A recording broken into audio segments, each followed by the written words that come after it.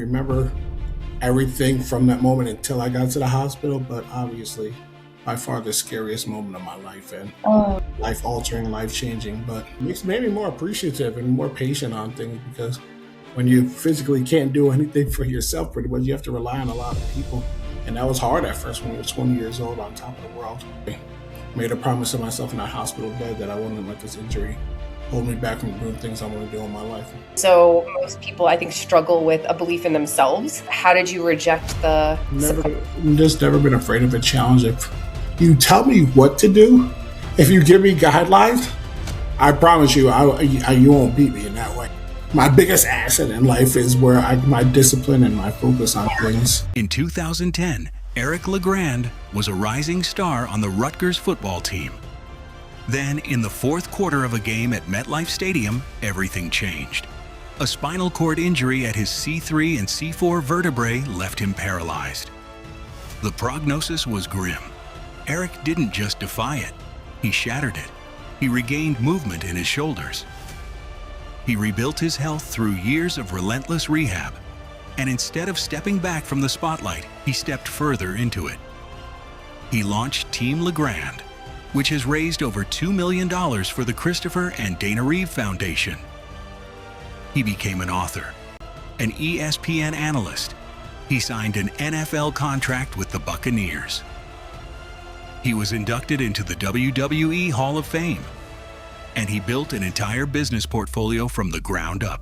A clothing brand, a coffee company, a bourbon whiskey, and his own podcast, A Cup of Believe. Social media is a full-time job now too, my God. But do you do your own social media? Oh yeah, you see, this phone's right here. I know. Stylish pen. Wow, Eric. So yeah, all that social media, all those emails, that's me answering you back. That's incredible.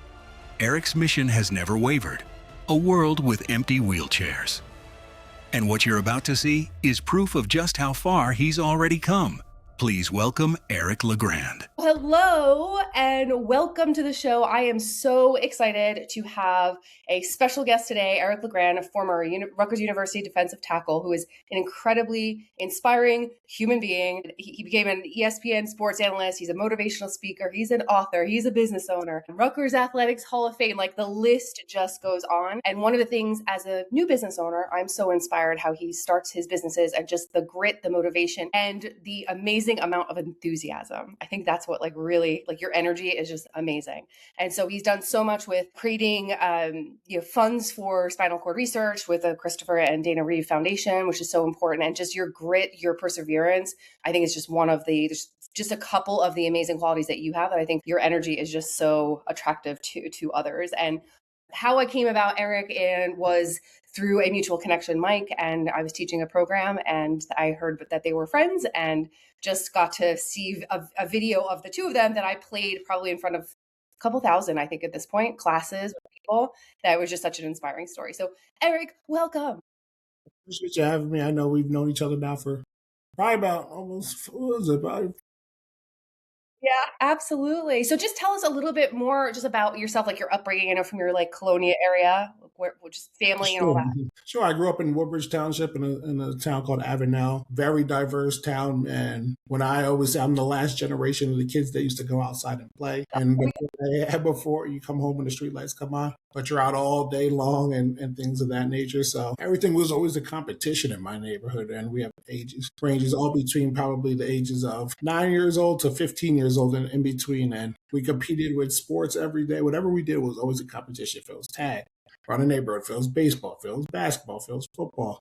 So that competitive nature came to me at a very young age. And then obviously playing organized sport, youth sports as well.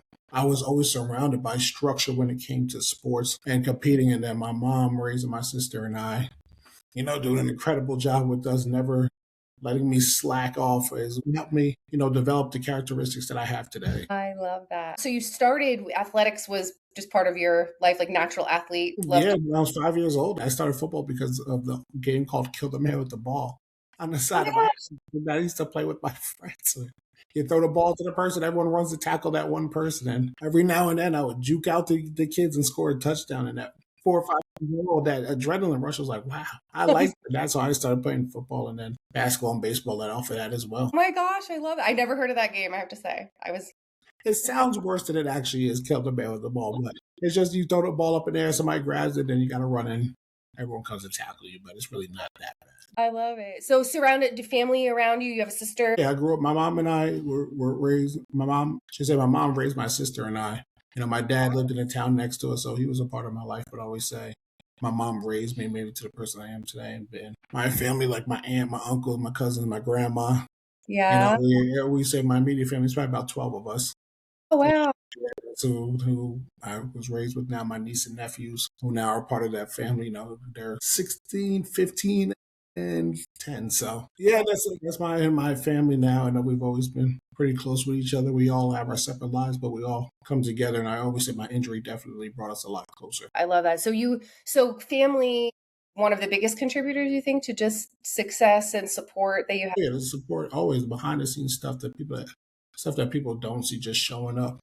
If my mom is sick and somebody coming over just to help out around the house, or if I need a ride somewhere, they're always there, or if I'm just a phone call away.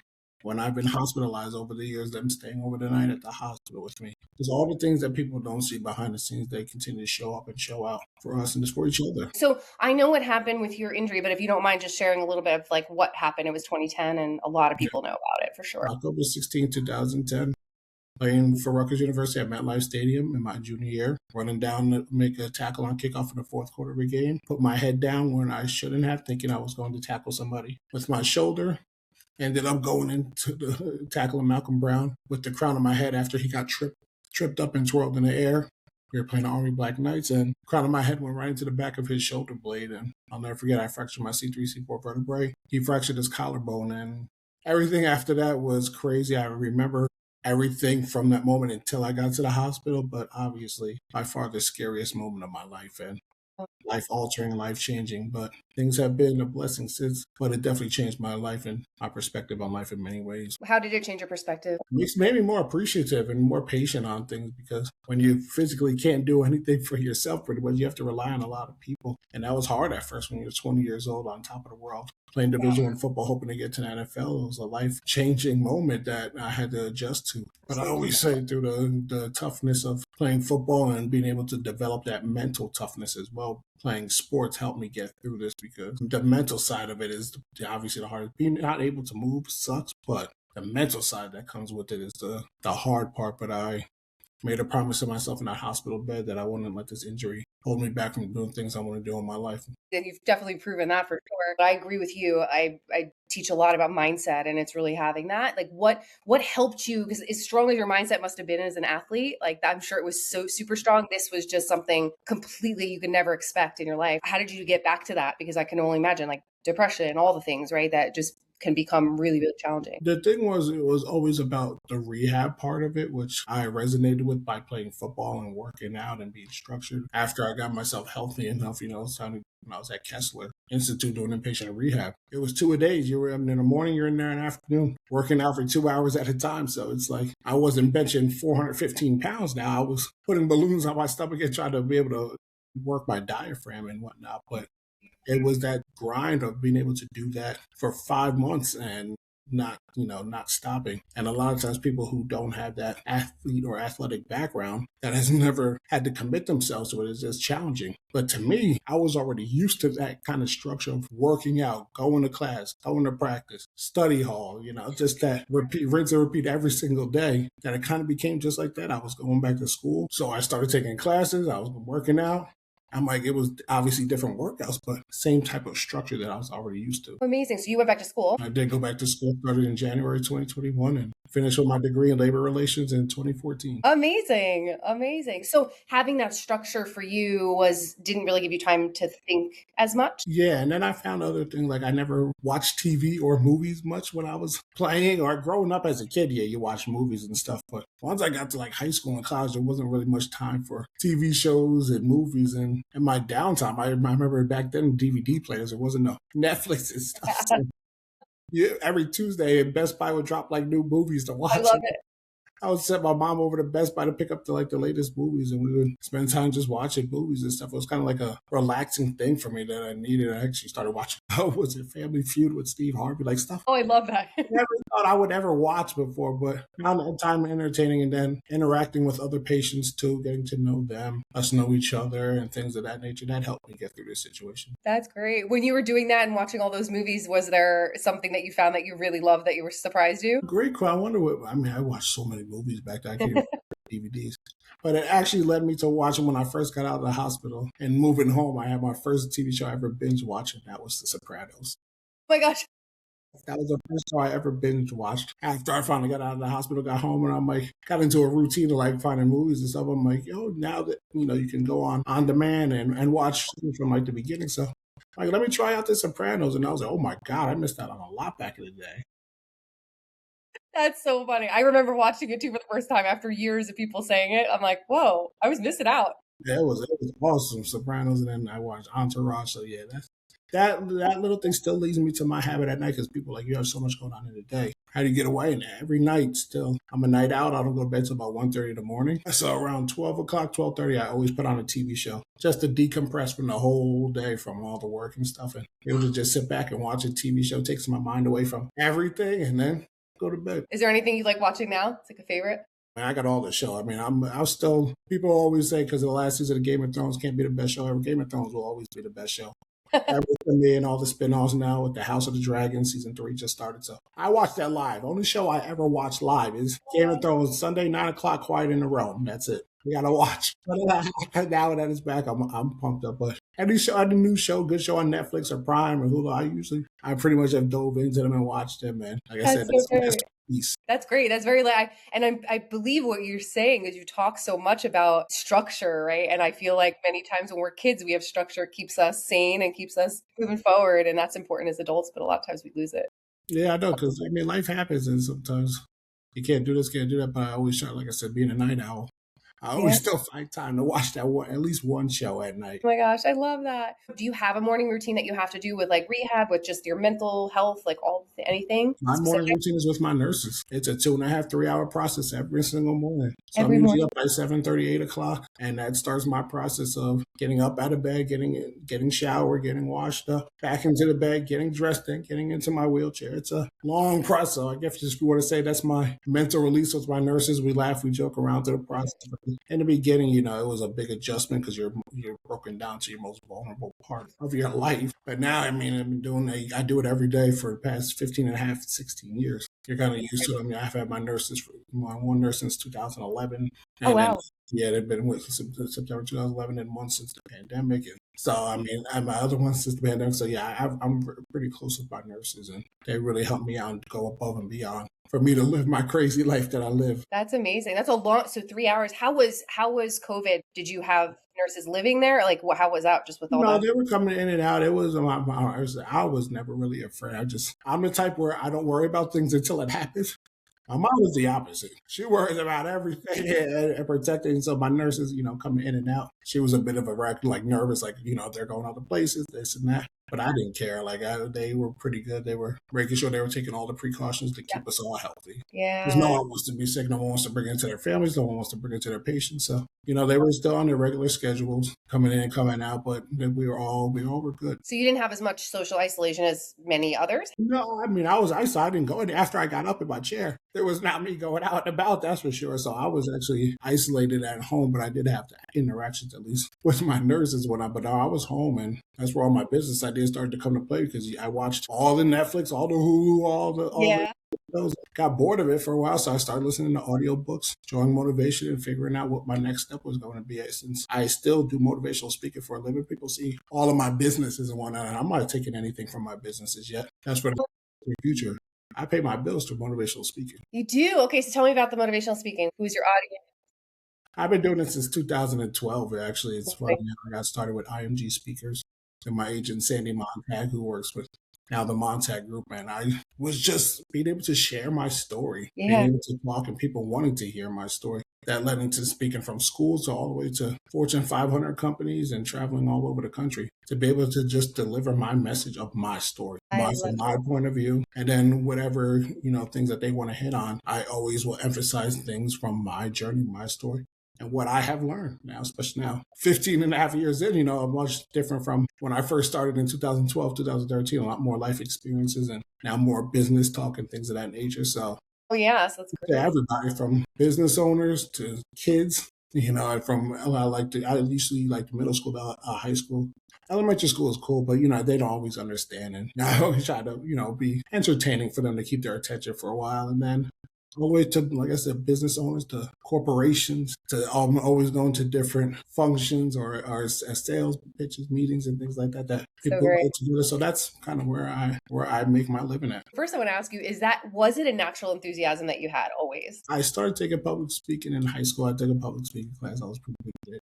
Then I took 1 or 2 in college. But I mean, I was always the loud, rah-rah guy of the team growing up, especially in high school. And then when I got to college, I had to be the guy leading the chants and stuff and thinking that after we win a game, having to come up with a chant all week long so I don't mess up when I get in the middle of the So I've always kind of been that guy. And then I had to learn. As I started to share my story, I would speak 100 miles per hour. Sometimes even when I get excited, I still got blah, blah, blah, blah, blah, and same problem. Down. But yes, I had to learn because I used to share my story 100 miles per hour. And there were so many points of emphasis that I needed to go slow on, speak upon, let it set in. So I've learned over the years of how to share my story better and being able to find those points where you sit for a minute, you speed up here, you could talk slow here, emphasize on this moment and this point. Things that you're trying to get across. So I've learned over the years on how to do it, but in the beginning, it was blah, blah, blah, blah, blah, blah, blah, for 40 minutes. Takes time like everything else, right? Yeah, it's crazy. Every like I said, every now and then I still get excited. I start going too fast, but hey, that's just part of life. That's the hard part when the excitement kind of takes over. Enthusiasm. You don't want to temper it too much. So those are the audiences. So you've been doing that. That's more of your kind of money making and just something you enjoy, or you enjoy them equally as the businesses? Is it everything? I do enjoy being able to share my story. Every business, like doing that for a living and then building my coffee shop and building my whiskey brand. They're all different, motivations. Okay. But it all pushes me and thrives me. Like I've been speaking, I haven't been with IMG speakers since 2015. Okay. So speaking off of just a word of mouth for about over a decade now. Go to my website and book me. I've been lucky and blessed. Have there been long periods where there haven't been? Yeah, there have been. And you're like, okay, how am I going to manage through? And then there's some periods where they all come in at once. You're like, whoa, I'm not going to do this day, that day. But I love those. That's amazing. But yeah, my coffee business, it drives me in different ways. My bourbon business drives me in different ways. But it all goes back to the goals that we set for those businesses when we first opened up, which I stay focused on the task at hand. Yeah. So the coffee shop was first. Where did that idea come from? Sitting in my house after listening to the audiobook of Shoe Dog. And, Phil Knight, and how he created Nike. Growing up in the 90s, I always thought Nike was the big dog. Had no idea that Puma and Adidas ran the world before that. And how he was able to build his business out of a garage with that waffle maker, making track shoes, to coming up with Nike swoosh by making it up on the fly in front of an investor in Chicago. And now that's billions upon billions of dollars of merch. To then where it is now, that I was like, what, if he did that, why not think of something I could do? And the reason why I came up with coffee, because I thought, what do people need every day? Inspiration and motivation. Let me put my tie on that. And in 2020, everyone hated each other. So I was like, let me bring unity to the community with a daily cup of belief. I knew my town was up and coming, so I could put a brick and mortar in my downtown. And in the meantime, open up an online store where I can sell it throughout the country. And that's what we started doing. That's amazing. So most people, I think, struggle with a belief in themselves. And where did that belief come? Because you must have had thoughts saying this is brick and mortar, especially, might be really hard. But how did you reject never been afraid of a challenge. If you tell me what to do, if you give me guidelines, I promise you, you won't beat me in that way. I could follow. If you tell me what to do, obviously I had to learn through my mistakes and whatnot. And some things you just got to figure out for yourself. But if you give me a blueprint, you give me a guideline, just like in football, I will follow that to a T. Amazing. I will never lose motivation from it. when all the newness wears off and everyone's not excited about it anymore, I stay consistent. I stay focused. I think that's my biggest asset in life is where my discipline and my focus on things allow me to thrive, because when all the newness wears off or this idea was new at one point and now it's not, I continue to keep on going and building and growing. And that's what I think helped me with the coffee shop. I went on Google, typed in coffee business advisor. Now my good friend Matt Mileto found him out of Portland, Oregon, and he's been opening up cafes and helping other people open up cafes since the late 90s. Bellissimo Coffee Business Advisors helped me through the steps. I took a test, failed it 3 times, passed it on the 4th time. And that's when I just said, I'm going to take the leap of faith and open up our online store. So like I said, if you give me a blueprint, you help guide me, I will follow it step by step. This is what I need to do. Okay, now I got to do this next and until I learn it. Until you learn it. Oh my gosh. So a great belief in yourself. I feel like many people just hold themselves back. It's either someone else's noise saying it's too hard. Did you have people that said, no, don't do it? I mean, people were like, you're going to be able to do this, pull off the funding and this and that. And found ways to raise money and then using some of the money that I had. But I knew eventually I would get to the point where we get the doors open. It wasn't easy to do it when at that time when inflation costs was tripling and things of that nature, but found a way to get it done. And I'm proud to say, like, we're doing well. We are making money past 2 years, and we're opening up more, which was always my goal. I saw it. So excited. Where's the other location opening? I saw it soon. The location will be with my partners coming in July. So in a few weeks, actually. And they were customers at my shop. Left a note saying, if you're looking to open up more, we'll be interested. Reached out to them, gotten to know the family now for over the past year. So and cool. A lot of trust in them. And we're going to open up our second one together. And we'll see where that leads.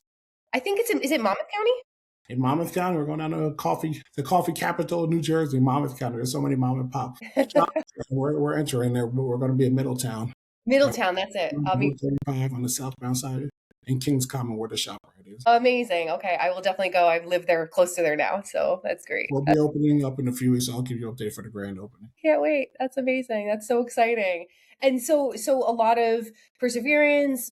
Building relationships seems to be a very common theme in your life. You're really great at it, clearly. What about the bourbon? So doing that, like, where did that come from? So that was around the pandemic, to around the same time as the coffee. But my good friend Brian Axelrod has been in the spirits business his whole life, since his 20s, fresh out of college. And he has 25 years of experience in it. We've been friends first. We made a t-shirt together back in 2014 called Believe, Prove People Wrong, where we raise money for the one was selling the t-shirts, and it was going to my foundation. And he would always come out to all my different events. And now we developed a friendship over the years. And I told him during that time, I'm like, I want to start my own spirits business. He goes, yeah, you and everyone else, don't read those headlines and think it's that easy. You see brands getting acquired for $600 million and $1 billion. Like, it's not that easy. And I'm like, hey, Brian, I get that, but you tell me what to do. Like I told you. So great. We'll do our best to make it happen. He goes, you know what? Let me sleep on this idea. Came back the next day. He goes, you know what? You have a great foundation behind you. Let's make this a purpose-driven business.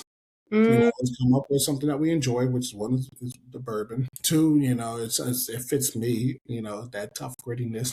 Yeah, it takes time and patience to bake, just like my recovery. And something after a long, hard day of work, you come home, pour a glass of bourbon, and you just cheers it on the rocks and eat whatever you want to do in a cocktail, and enjoy the night. So that's where we came up with the business. And there's the ups and downs of it, the learning process that I'm going through, and then also Brian, the things that we're shifting with, but we have some really cool plans coming up for the fall and winter this year that we're excited about. So in a market where people say that they aren't drinking as much and this and that and more of a health focus, I get it, but there's different categories and different ways you can go about it. So I've learned a lot through and our experiences now. So it's been a lot of fun, and people seeing the guy in the wheelchair drinking, sometimes they think I'm crazy. I'm like, just because I'm in a wheelchair doesn't mean I can't drink. Exactly.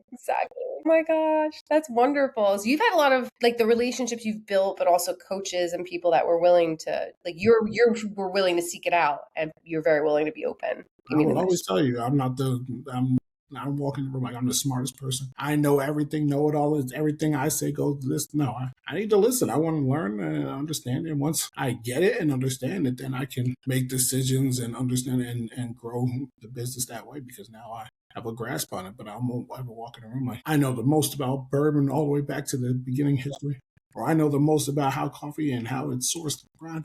I've learned a lot, yes, but I'll never act like I'm the expertise on that. Can you walk me through a day? Because I'm just thinking you have 2 businesses. You do motivational speaking. You're having to do your rehab and stuff. Like you have so many moving parts. What is just an average day? And there probably is none, but I'm just curious. Yeah, I get this question a lot. What is my days like? And I always say I love the mad scientist's answer. Like you see all those quadratic equations on the board and you look at it at the bottom, what is the solution? That's my day. Every day is different. Every Which day's I love that. Like some days I'm working on a lot on the coffee shop. Some days I'm working a lot on the bourbon. Some days I'm doing a lot with my foundation. And some days I'm doing it all in one. Most of the days I'm doing this and that, depending on what hour it is of the day. Like if I got to get in the morning, talk to my manager over at the coffee shop, what needs to be done here, what needs to be ordered. Or if I'm on a call after I had therapy yesterday, I'm on a call with my business partners at the second shop going over everything that needs to be done for that right after therapy was over. And I do once a week now, or my therapist comes about. Well, I do it 3 times a week. My therapist comes about one day, and I do the other 2 days with my mom here. So okay, super. It's always, every day is different. Some days I have to speak at the games where I'm off the grid all day. I'm down in Atlantic City and I don't get back till later, and I'm catching up on my phone. But obviously, I'll let people know that, hey, I'm not going to be on my phone until I get back home later tonight. So just text me whatever you need. I'll get back to you later. What's the biggest challenge that you face as like a business owner, motivational speaker, just everything plus, having to commit to nurses and therapy and all that? Like what? Continue. One of the hardest things in the morning, like they know I'm on my phone until like 10:30. So everyone knows you're not going to get an answer from me. And if my phone rings before that, my heart drops because I'm like, what happened? Oh no, yeah. Like if somebody's calling me before 10:30 and it's not a spam call or something, I'm like, what happened? What's going on? Because everyone knows you're not going to get me until before 10:30. So that's one part. But I mean, we found ways where you just schedule meetings after 11. Actually, that is what you just schedule your meetings after 11 a.m., which is tended to work in. Sometimes I've had to take day trips up to Boston for sales meetings and down to Maryland where my nurses are in at 4 or 5 o'clock in the morning. I'm on the road by 7 a.m. to get up to Boston by 1 o'clock for a meeting. So some days are just like that, depending on what it is. But I guess that would be the biggest challenge. I'm not able to. I mean, I control my schedule, but things have to sometimes get pushed back, or I have to have other people handle it for me if I can't be there. Well, you work a lot of hours, right? So you get it done. I like people say the 9 to 5. I mean, I'm the worst. I'll send an email at 11:30. I don't care, or a text message. If it's on my mind or something, I'll send it. I know that I'll get an answer from you in the morning. So that way, when I get on my phone, at least I'll have that answer instead of waiting until that next morning and then having to remember to send that question and then wait for a response. If it's on my mind, you're going to get a text or email from me at that time. And if you don't answer right away, I don't care. Just get back to me the next day. How do you stay organized? Is that it? Just like it's on your mind, get it out of your head? Without my calendar, I'm nothing. Like so having, like I would say, we're scheduling something. Remember when we were scheduling this? I'm like, all right, what's the day? Because if I don't put it on my calendar, forget it. I won't remember anything. But that's my calendar for organizing that. And then I have my routine in the morning when I get on my phone, do my daily Bible app, and I love it. I do Duolingo every day because I've been trying to learn Spanish for forever. Even though Very cool. I'm not around people that speak Spanish, so it's just me and Duolingo for 20 minutes every day. That's great. And then I go about my day, answer my emails, doing social media is a full-time job now too, my God. But do you do your own social media? Oh yeah, you see, this phone's right here. I know. Stylish pen. Wow, Eric. So all that social media, all those emails, that's me answering you back. That's incredible. Some people ask me, how do you respond so fast? And sometimes they're like, wait, how do you respond? So if I'm on my phone, like if you shoot me a text, I answer right away. If I don't answer right away, that means because when I'm out and about, I don't bring my cell phone connector. Okay, smart. That's when I'm out in the world. Like I like to be able to interact with people. Like I don't want to be on my phone all the time. Great. Because there's ways now where you could talk to your phone like through this, accessibility apps. I still have yet to set it up on my phone. People are like, why don't you sound? Because I don't want to be on my phone when I'm out. If I know I can use it while I'm out, then yeah. Mom always yells at me because I'll be in the back of the car getting a phone call, and she's like, "See, if you would have had your setup, you would be able to answer the phone call by yourself." That's so funny. But it's probably better because then you're really present with people and they feel that. I'm very present when I'm out and about. Yes. When you're, I had like a question just about your brand. You have an incredible brand, right? You have a brand presence, and I'm sure you've had that for just years. So first question is, how are you doing? I have to ask you, how are you doing your social media? How many hours are you spending? I mean, it depends on what I have to post because I know there's apps now where you can use where you can put one post and it goes on every. But I'm still old school where I go each app. I'm like, all right, Instagram, I got to post on there. I go to my regular Facebook page and my fan page, then my LinkedIn and my TikTok and my Twitter X, whatever you want to call it. Yeah. I do all that. Yeah. So now when I have to make a social media post, I'm like, all right, I got to block out this next 45 minutes to make sure no errors, tag the right people, all that stuff. Thank God I'm a millennial, so I know how to do all that stuff. That's so great. But yeah, that's me. And then I have somebody help me with my coffee house social media page where he does just the postings and stuff for me. But every now and then I'll jump in there too and post up and say with the whiskey page. We don't post as much on the whiskey, but me and people will rotate on that and creating content, getting the content behind it. And posting. So, I mean, it's really not that hard if you put some time to do it. But yeah. It is. So cutting and editing videos, I haven't really gotten there too much. I've done CapCut a little bit, but not much, not too much. Well, CapCut's great. It has great things, but it's still, you got to figure it out and learn it and do it. Like those influencers, they say like, yeah, you see this 30, 45-second video, but it took me 3 hours to make. And I'm like, see, I can't be doing it.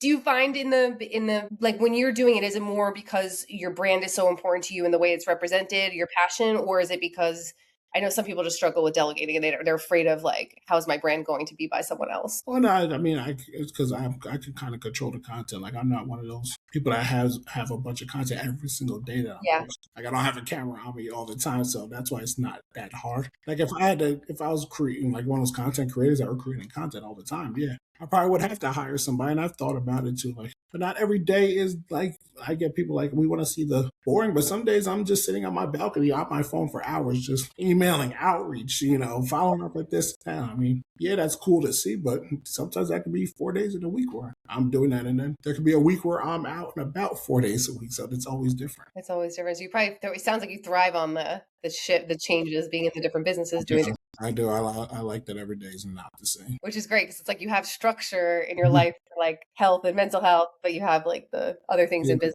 Before this call earlier, I was doing stuff for the coffee shop, and then after this call, I got a haircut because I definitely need one. And then Brian coming by, we're trying some samples of some more products. So I love it. So I want to ask this. Has there ever been a time where you felt that you did not like the association of like your brand to your injury? Or has it always been like, this is just who I am, it's okay? Yeah, kind of, this is who I am, this is okay. And if I needed to ever educate, I should say, people on it, I'd take the time to do that.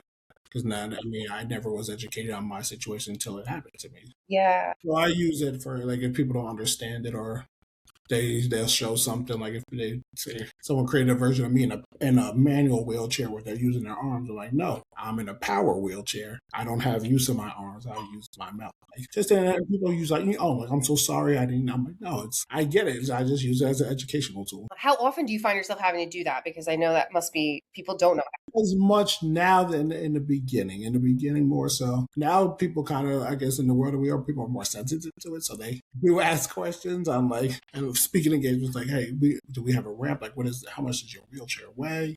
Like, what is the width of your chair? Like, can you get on this ramp? Like, so we've gone, and I've had some horror stories of being stuck in places or ramps not working and things like that, but it's just part of the day in the life. A day in the life, yeah. There's probably preparation things that you already do because you're used to getting I'm stuff. not going to call out the building, but I was in one building. I've done multiple events with them now, and they've been big supporters of mine. And they had like a ramp or a lift system from like the 50s, and I got in that joker, and boom, that thing broke. And next thing you know, they tried to get me back up in it, and they had to call the fire department to carry me.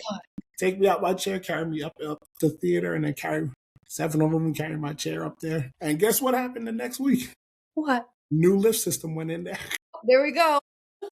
That just like that. But like I said, I've done tons of events with them in the past. Like, so it was a learning experience for them. But I'm happy they acted on it and then just leave it as it is. Absolutely. Absolutely. So I met you through our mutual connection, Mike, and I remember no one ever prepared me for it either. As a trainer, I oftentimes in the class would say, everyone on your feet. And I remember this like panic when someone came in a wheelchair and I'm going, how do I handle this? And I can't tell you, experienced people I asked and people never they gave me some very uncomfortable, awkward ways to do it. And I was able to just talk to Mike and he was like, this is what I like, this is what I don't like, treat me like everyone else. So where do you see that? Like, how do you educate, or do you feel like some people just are very uncomfortable with even asking? Well, I went through it too because I wasn't always in a wheelchair. First 20 years of my life, I was able-bodied. So even after my injury, I'm like, how do I ask somebody how they got in a wheelchair? And I remember our coach used to always say to us, you got to learn to be comfortable being uncomfortable. You'll be put in uncomfortable situations. So just be genuine and don't be afraid. And I remember just asking straight. I asked my good friend Jermaine, I'm like, hey, Jermaine, I'm sorry. It took me, like 2 months to ask him, but how did you get in a wheelchair? Did you have an injury or were you born that way? Wow. And he thanked me for asking and proceeded to tell me the craziest story of his life. But for me, I would just say, treat me like everyone else, but also be respectful. I don't mind people coming up, hey, do you need help with anything? I have never been in a situation like this. I would like to know more about you or if you need any help. But if I tell you, no, I'm all good, I got somebody in, people are like, okay, if not, but yeah, can you hold that door for me? Can you, do this or that? Can you give me a drink? Stuff like that. I'm not afraid to ask. So I just said, just don't be afraid to ask a question genuinely. Don't ask it rudely. Don't ask it like a joke. But sometimes people need more help and just be respectful. That's fine with me. I feel like most people probably are pretty respectful hosts. Like Mike, like in his position, Mike can get around like himself. Like he has his upper body. He can wheel himself around. He can open doors, get through. Someone like me who's a higher level of injury, I might need a little bit more assistance. So I don't know. What should people keep in mind other than just be like respectful? Like that every injury is different. Everybody's injury is different. Don't ever compare like my friend has this injury. You no. Things are different. Everybody's injuries are different. Things happen this way, this that way. This might work better for this person. This might not. So always remember, injuries may be similar. Yeah. But everyone has their own injury or own disability. So always remember. Absolutely. And you're open to, I think weren't you trying something kind of like almost like a TENS unit for like muscle contractions and stuff? So I always had the RTI bike where I put the stems of my arms for the arm bike and my abdominals and then I do the leg bike where I have them on my like glutes, my hamstrings, my quads, and my gastros down on my quads. On my calf muscles and do a bike. But now there's this Onward company out of Switzerland has this device where you put them on the stem above the level of injury, right below it, and you put that on as you're starting to do those exercises to create active functions. And they're hoping to get back some movement and maybe waking up areas that the nerves need a little bit of help or some sensation throughout the body. So I've been working on that for the past month and seeing how it goes. Oh, that's cool. Have you had that happen, like using some things and having some sensation come back? I've been only on it for the past month and a half, so I haven't had anything too crazy that I've seen from it, but I also have a different level. I'm like the guinea pig on my level of injury as well. I was going to say, so we'll see how it goes. I would love to just kind of wrap up to hear a little bit more about your mentorship to others and the like Christopher Reeve Foundation and like what you do for that and how that like kind of lights you up. So we started the Team LeGrand of the Christopher and Reeve Foundation in the fall of 2013 with Christopher Reeve's Dream of Mine. That's a world of empty wheelchairs and finding a cure for paralysis, but in the meantime, taking care of people. And that's educating people, also, working, raise as much money as we can for financial grants on certain equipment or rehabs and things like Onward that are coming out for rehab facilities and in home. And we're not working on inpatient, outpatient rehab. So my goal is to always put on events for people to come, enjoy themselves, get educated, and have a good time. And I say spinal cord injuries don't discriminate. They can happen to anybody being in the wrong place at the wrong time. So I've done all different types of events from it'll be my 16th annual 5K at Walk to Believe this year. Yeah. September at Rutgers, which has been awesome. We used to do a 5K, now we do.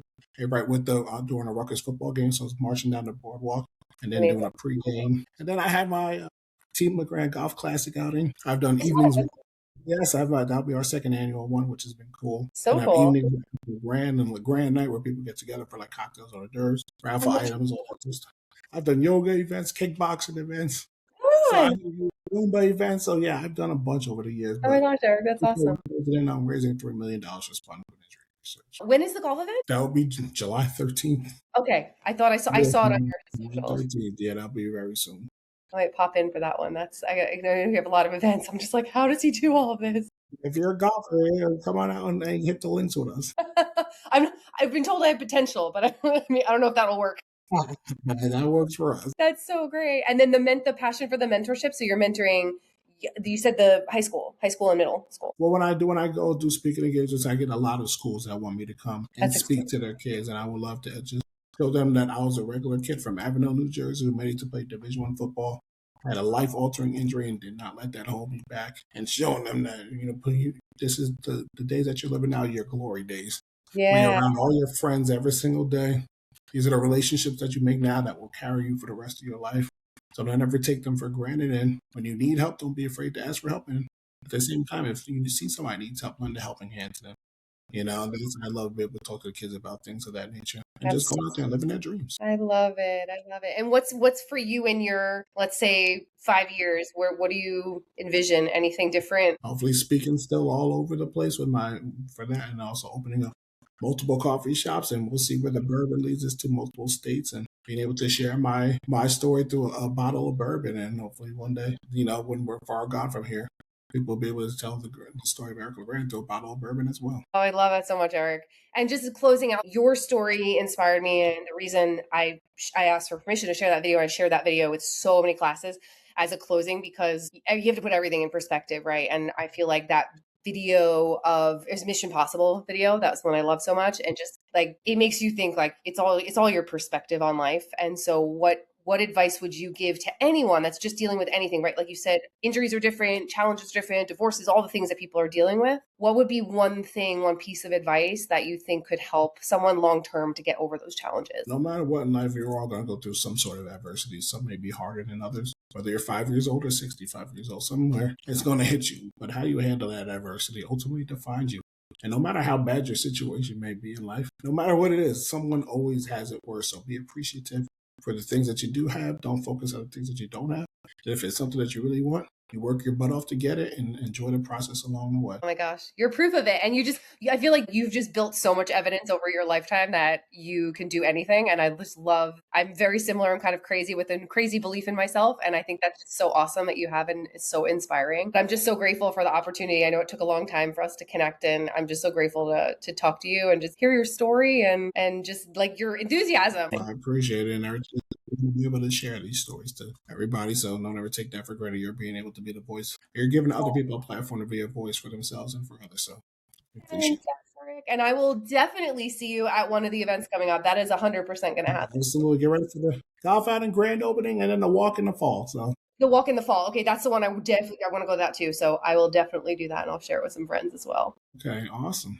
Awesome, Eric. Oh my gosh, so grateful. Thank you for your time. I know you are such a busy man, and so just for the inspiration for all. I'm just really, really, really grateful. Thank you. I appreciate it.